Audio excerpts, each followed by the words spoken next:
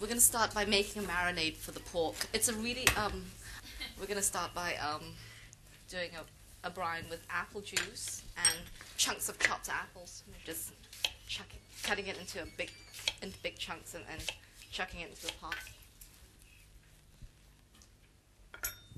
The idea is to just bring this brine up to a boil, and the pork goes in there, and it stays in there for anywhere from 24 to 48 hours.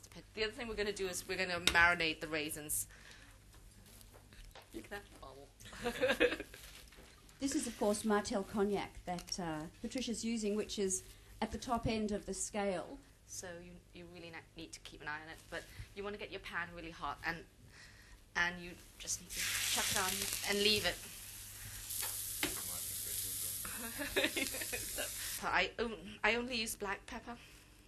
It's my own strange thing.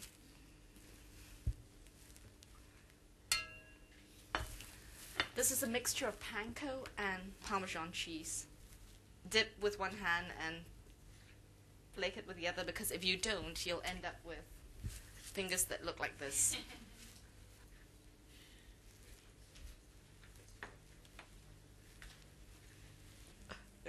So we cut our beets into different shapes, these batons and then these dice. And I'm going to make a salad basically with the beets. We've got to add shallots and chives to our panko. That's right. Some diced shallots, some chives, orange segments. That's what verjus is, we use it quite a bit. Yes, it's quite crisp. That's the beet salad.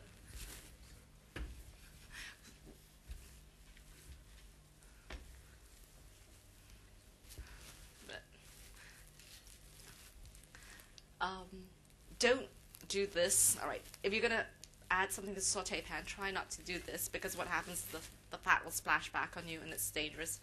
It's always better to go this way, so that if it splashes away from you, and you don't end up hurting yourself. All right. Now your duck is done. It's golden brown. You want to tip off some of this horrible fat.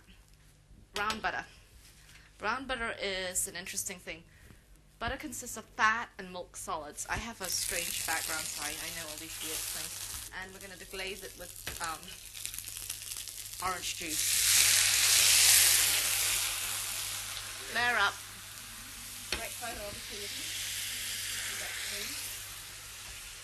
Yeah, and also we're used to getting bigger pinches, using larger pinch of salt because of the because we're used to using kosher salt, which is not quite so. And then we're going to garnish it with a little beet salad in the center. What we do is, and I'm not going to show you, but we strain the stock off and then we reduce it down for another 8 hours, and we add orange juice to it. And that's the sauce, which is, you see? It gets garnished with a bit of, I use arugula, micro arugula in New York, but I haven't been able to get any, so we're going to use Mizuna and the duck crackling. When we do it for our dinner, we're actually going to serve it with a duck spring roll, which is the confit leg rolled into a spring roll wrap and then fried. You can see the beautiful colour on the plate in front of you, and when you have a taste in a few minutes, you'll notice the texture pink in the as well. middle, which is how I like it.